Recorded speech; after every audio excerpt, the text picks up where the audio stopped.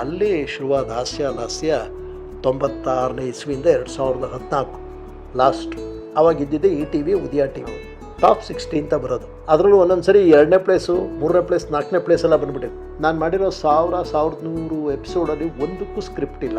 ಅದನ್ನು ಯಾರೂ ನಂಬಲ್ಲ, ಅದು ಬೇರೆ ವಿಷಯ.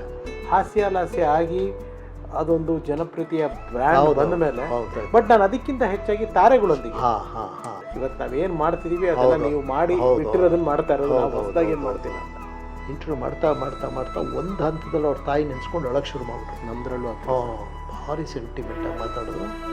ಒಂದೆಷ್ಟು ನೋವು ವ್ಯಕ್ತಪಡಿಸಿದ್ರು. ಕೆಲವು ಡೈರೆಕ್ಟರ್ನ ಬೆಳೆಯೋ ಹಂತದಲ್ಲಿ ನಾನು ಭಾರಿ ಸಹಾಯ ಮಾಡಿದ್ದೆ. ನನ್ನ ಹಂತದಲ್ಲಿ ಯಾರೂ ಬರಲಿಲ್ಲ ಅನ್ನೋದು ನನಗೆ ಫೀಲಿಂಗ್ ಇದೆ. ಹಾಗೆ ಒಂದಿಷ್ಟು ಪಾಪ ಅವ್ರದ್ದೇನೋ ನೋವುಗಳು ಹೇಳ್ಕೊಂಡ್ರು. ನಾನು ಇಂಟರ್ವ್ಯೂ ಮಾಡೋರು ಮರೆಯೋಕ್ಕಾಗಿರೋರು ಅವರು ಒಬ್ಬರು ಹೋಗಿರೋರು.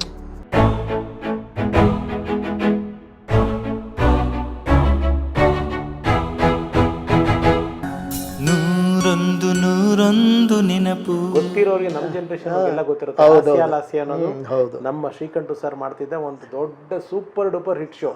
ಅಲ್ಲೇ ಅವರು ಮುತ್ತುರಾಜ್ ಅವ್ರ ಜೋಡಿ ಆಗಿದ್ದು. ಅಲ್ಲಿ ಇವರ ಪಾತ್ರದ ಹೆಸರು ಗುಂಡ. ಕರೆಕ್ಟ್. ಆ ಗುಂಡ ಎಷ್ಟು ಪ್ರಸಿದ್ಧಿ ಆದ ಅಂತಂದ್ರೆ ಮನೆ ಮನೆಗೂ ಆ ಗುಂಡ ಪ್ರಸಿದ್ಧಿ. ಶ್ರೀಕಂಠ ಅಂತ ಎಷ್ಟೋ ಜನ ಕೇಳಿದ್ರೆ ಅರ್ಥವೇ ಆಗಲ್ಲ. ಹೇಗೆ ಸರ್ ಅಂದ್ರೆ ಗುಂಡ ಹೇಗೆ ಹುಟ್ಕೊಂಡ, ಹಾಸ್ಯ ಲಾಸ್ಯ ಹೇಗೆ ಸ್ಟಾರ್ಟ್ ಆಯ್ತು ಸರ್? ಬರೀ ಕ್ಲಿಪ್ಪಿಂಗ್ ಹೋಗ್ತಾ ಇತ್ತು, ಯಾವುದು ಹಾಸ್ಯ ಕ್ಲಿಪ್ಪಿಂಗು. ಒಂದಿನ ಸೆಲ್ವಂ ಸಾರು, ಶ್ರೀನಾಥ್ ಸರ್ ಇಬ್ಬರು ಕರೆದ್ರು, ಬನ್ನಿರಿ ಇಲ್ಲಿ, ಏನ್ರಿ ಮಾಡ್ತೀರಾ ನೀವು ಈಗ? ಅಲ್ಲ ಸರ್, ಅದೇನೋ ಪ್ರಶ್ನೆಗಳು ಹೇಳ್ತಾರಲ್ಲ ಅದು ಬರೀ ನೋಡ್ರಿ, ಬರೀ ಕ್ಲಿಪ್ಪಿಂಗ್ ಹೋಗ್ತಾಯಿದೆ, ಇದಕ್ಕೇನಾದ್ರು ನಿಮ್ಮ ಕೈಲಿ ಮಾಡೋಕ್ಕಾಗತ್ತಾ ನೋಡಿ ಅಂದರು. ಸುಮ್ಮನೆ ಆ ಮೂಮೆಂಟ್ಗೆ ಒಪ್ಕೊಂಡ್ಬಿಟ್ಟೆ. ಬಿಡಿ ಸರ್ ಮಾಡ್ತೀನಿ ಅಂತವ. ನಿಮ್ಗೆ ಉದಯದ್ದು ಸಿಚುವೇಶನ್ ಗೊತ್ತಲ್ಲ, ಆಗ ಲಿಮಿಟೆಡ್ ಕಾರ್ಗಳು, ಕ್ಯಾಮ್ರಾ ಇಲ್ಲ, ಕಷ್ಟಪಟ್ಟು ನಡೆಸ್ತಾ ಇದ್ದದ್ದು ಆಫೀಸ್ ಅದು. ಸರಿ, 2 ವಾರ ಆಯಿತು, ನನ್ನ ಕೈಲಿ ಏನೋ ಮಾಡೋಕ್ಕೆ ಆಗಲಿಲ್ಲ. ಒಂದಿನ ಕರೆದು ಬೇಸರ ಮಾಡ್ಕೊಂಬಿಟ್ರು. ಸೊ ನನಗೂ ಬೇಜಾರಾಗ್ಬಿಡ್ತು, ಏನಪ್ಪ ನನ್ನ ಕೈಲಿ ಏನೂ ಮಾಡೋಕ್ಕಾಯ್ತಲ್ವಲ್ಲ ಅಂತ. ಕೊನೆಗೆ ಮತ್ತೆ ಕುಲ್ಕರ್ಣಿತಕ್ಕೆ ಹೋದೆ. ಕುಲ್ಕರ್ಣಿ ಏನಾರು ಒಂದು ಮಾಡಬೇಕಲ್ಲ ಅಂತ. ಒಬ್ಬ ಹುಡುಗ ಇದ್ದ ಬಾದಾಮಿ ಅಂತ, ಅವ್ನು ಕರ್ಕೊಂಡು ಸುಮ್ಮನೆ ಏನಾರು ಒಂದು ಮಾಡು ಅಂತ ಅಂದ. ಎಲ್ಲಿ ಆ ಮ್ಯಾನೇಜರು ಗೊತ್ತಲ್ಲ, ಯತಿರಾಜು. ಅಪ್ಪ ಇವತ್ತು ಅವ್ರಿಲ್ಲ, ಅವ್ರ ಬಗ್ಗೆ ಮಾತಾಡಬಾರ್ದು. ಯತಿರಾಜು, ಶ್ರೀಕಂಠ ಎಲ್ಲಿ ಶೂಟಿಂಗ್ ಮಾಡ್ತೀಯ ಅಂದರು. ಸಾರ್ ಎಲ್ಲಿಗೆ ಹೋಗ್ಬೇಕು ಅಂತ ಗೊತ್ತಾಗ್ತಾರೆ. ಒಂದು ಕೆಲಸ ಮಾಡೋ, ಈ ಆಫೀಸ್ ಕೆಳಗಡೆ ಕ್ಯಾಮ್ರಾ ತೊಗೊಂಡು ಏನೋ ಒಂದು ಮಾಡ್ಕೊಂಬ ಇವತ್ತು ನೋಡೋಣ ಅಂದರು. ನಾನು ಅವನಿಬ್ಬರು ಸೇರ್ಕೊಂಡು ಏನೋ ಅದು ಇದು ಅದು ಅಂತಲೇ ಏನೋ ಒಂದು ಮಾಡಿದ್ವಿ. 3 ವಾರದ ಹೊತ್ಕ ಆ ಪ್ರೋಗ್ರಾಮ್ಗೆ ಒಂದು ರೇಟಿಂಗೇ ಬಂದುಬಿಡ್ತು. ಅವ್ರು ಅಂದರು, ಏನೋ ಚೆನ್ನಾಗಿರೋಂಗೆ ಕಾಣಿಸ್ತಾ ಇದೆ, ಇನ್ನೇನಾರು ಮಾಡಿರಿ ಅಂದರು. ಏನು ಮಾಡೋದಪ್ಪ, ಇನ್ನೇನು ದುಡ್ಡಿಲ್ಲ, ಕಾಸಿಲ್ಲ, ಏನೂ ಇಲ್ಲ, ಎಲ್ಲ ನಾನೇ ಮಾಡಬೇಕು. ಅಷ್ಟೊತ್ತಿಗೆ ಭೀಮಾ ನಾಗರಾಜ್ ಅಂತ ಪ್ರಜೆಗಳು ಪ್ರಭುಗಳು ಅಂತ ಒಂದು ಸಿನಿಮಾ ಮಾಡಿದರು. ಆ ಡೈರೆಕ್ಟ್ರು ನನಗೆ ಮೊದಲೇ ಅವ್ರ ಹತ್ರ ಅಸ್ಟೆಂಟಾಗಿ ಮಾಡಿ ಕೆಲಸ ಮಾಡಿದ್ದೆ ನಾನು.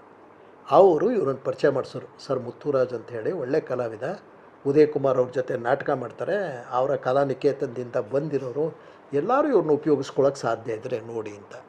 ಅಲ್ಲಿ ಬಂದು ನನ್ನ ಜೊತೆ ಜಾಯಿನ್ ಆದರು. ಅಲ್ಲಿ ಶುರುವಾದ ಹಾಸ್ಯ ಲಾಸ್ಯ 96ನೇ ಇಸ್ವಿಯಿಂದ 2014 ಲಾಸ್ಟ್. ನಾನು ಬಂದಮೇಲೆ 2 ವರ್ಷ ರಿಪೀಟ್ ಆಗಿದೆ ಅದು. ನೀವು ನಂಬ್ತಿರೋ ಬಿಡ್ತಿರೋ, ಅವಾಗ ಇದ್ದಿದ್ದೆ ಈ ಟಿ ವಿ, ಉದಯ ಟಿ ವಿ. ಟಾಪ್ 60 ಅಂತ ಬರೋದು.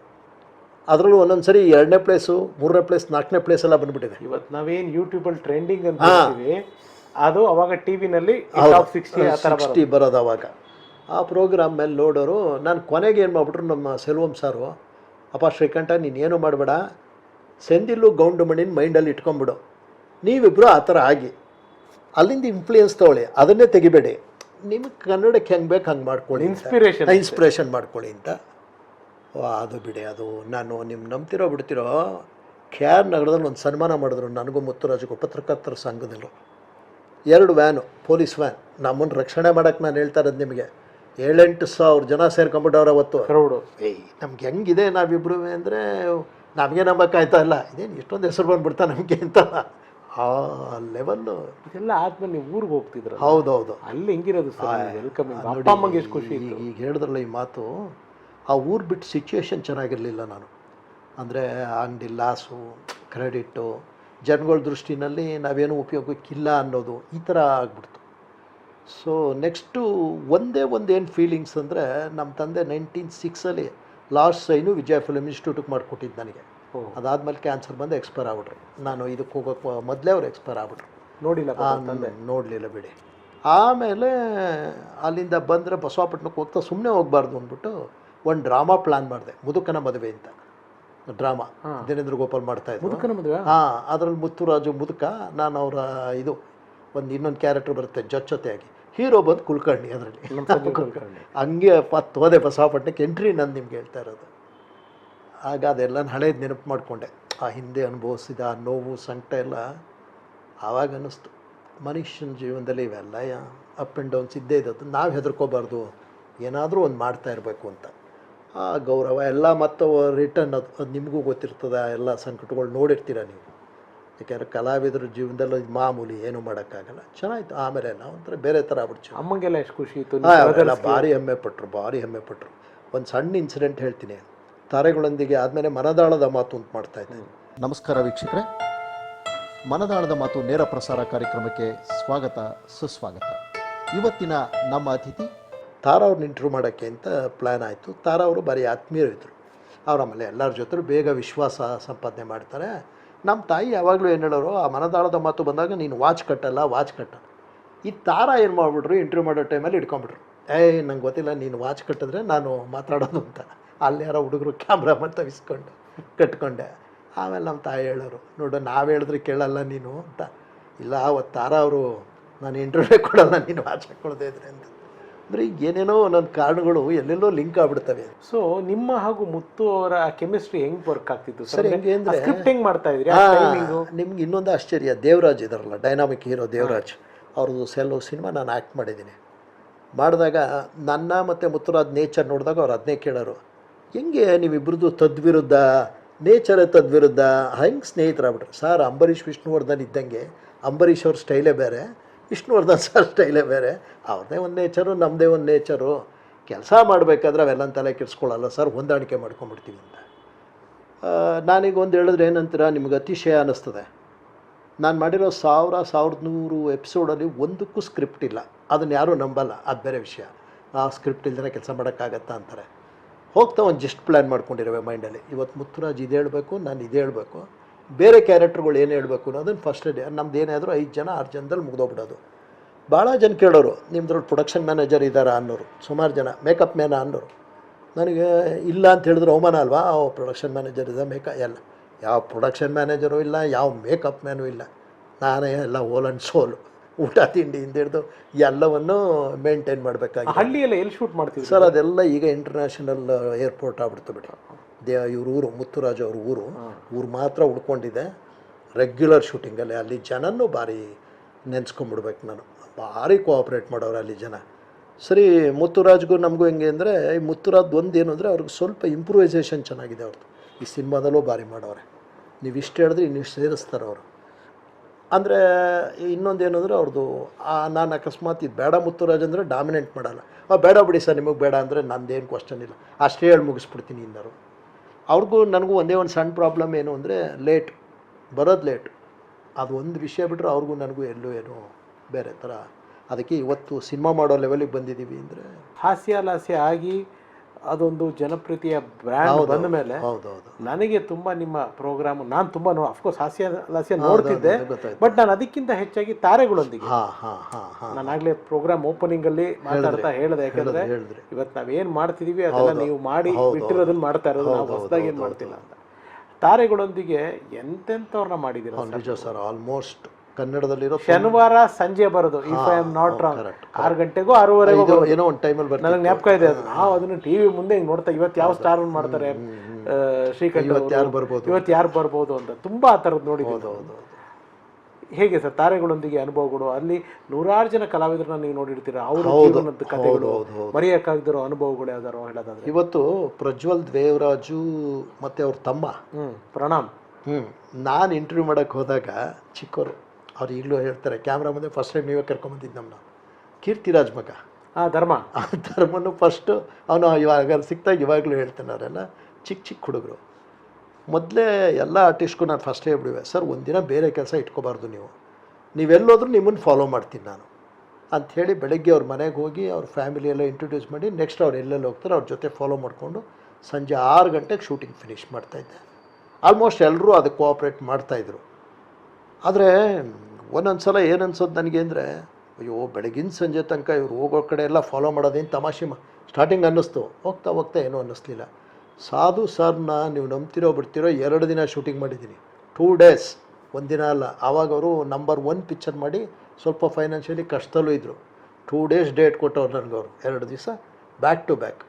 ಇನ್ನು ಉಪೇಂದ್ರ, ಅವ್ರಿಗೆ ಎಷ್ಟು ನೆನಪಿದೆಯೋ ಇಲ್ವೋ ನಂಗೆ ಗೊತ್ತಿಲ್ಲ, ಅವ್ರ ಸಿನಿಮಾ ಉಪೇಂದ್ರ ಸಿನಿಮಾ ಪ್ರೀತ್ಸೆ ಮ್ಯಾಕ್ಸಿಮಮ್ ಎಷ್ಟು ನಾವು ಪ್ರಚಾರ ಕೊಡೋಕ್ಕೆ ಸಾಧ್ಯ ನನ್ನ ಇದರಲ್ಲಿ ಎಬಿಲಿಟಿಲಿ.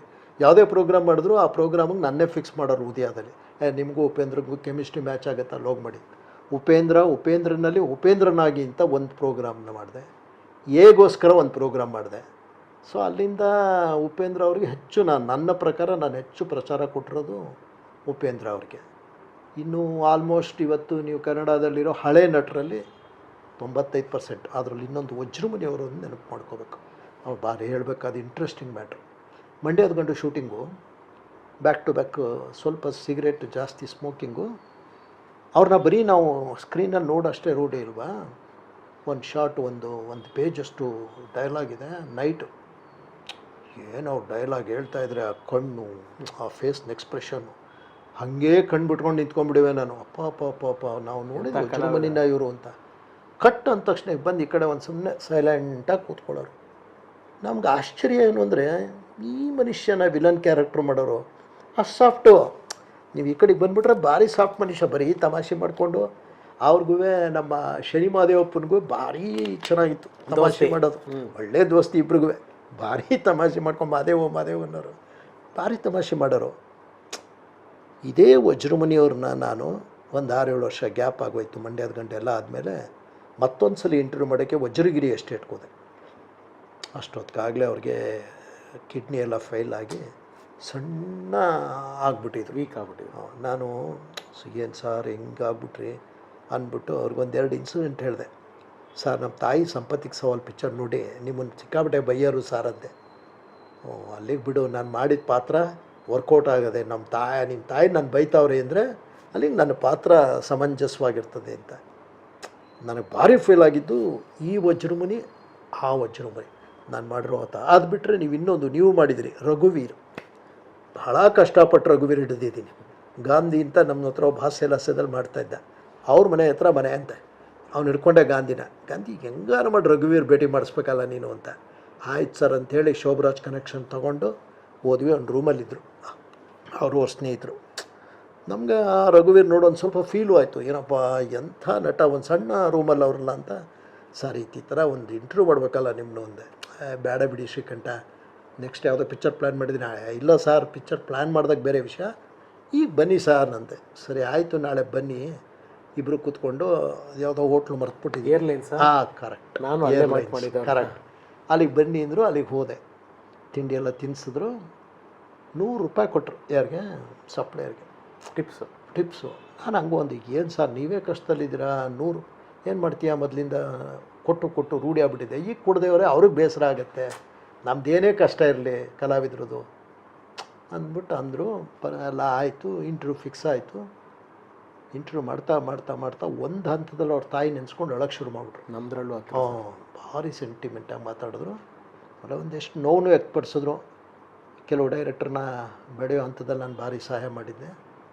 ನನ್ನ ಹಂತದಲ್ಲಿ ಯಾರೂ ಬರಲಿಲ್ಲ ಅನ್ನೋದು ನನಗೆ ಫೀಲಿಂಗ್ ಇದೆ. ಹಾಗೆ ಅಂತ ಒಂದಿಷ್ಟು ಪಾಪ ಅವ್ರದ್ದೇನೋ ನೋವುಗಳು ಹೇಳ್ಕೊಂಡ್ರು. ಆಮೇಲೆ ಎಲ್ಲ ಚೆನ್ನಾಗ್ಬಿಟ್ರು. ಅವರು ಎಸ್ಟೇಟ್ ಬಂತು, ಅಲ್ಲಿ ಸೆಟ್ ಹಾಕ್ಸೋಕ್ಕೆ ಹೇಳಿದ್ವಿ ನಾವು ಉದಯದಿಂದ, ಹಾಕ್ಕೊಳ್ಳಿ ಇಂಥ ಪ್ಲೇಸ್ ಗೀಸ್ ಎಲ್ಲ ಹೇಳಿದರು. ಅನ್ಎಕ್ಸ್ಪೆಕ್ಟೆಡಾಗಿ ಅವರು ಒಬ್ಬರನ್ನ ನಾನು ಇಂಟರ್ವ್ಯೂ ಮಾಡೋರಲ್ಲಿ ಮರೆಯೋಕ್ಕಾಗದಿರೋರು ಅವರು ಒಬ್ಬರು ರಘುವೀರ್ ಕಲಾವಿದರು. ಸರ್ ಒಂದೇ ಒಂದು ಆಸೆ ನಮ್ಗೆ, ಏನು ಹೇಳಿ ಜೊತೆ ಫೋಟೋ ತೆಗಿಸ್ಕೊಬೇಕಲ್ಲ ಅಂತ ಕೇಳಬೇಕಾದನ್ನು.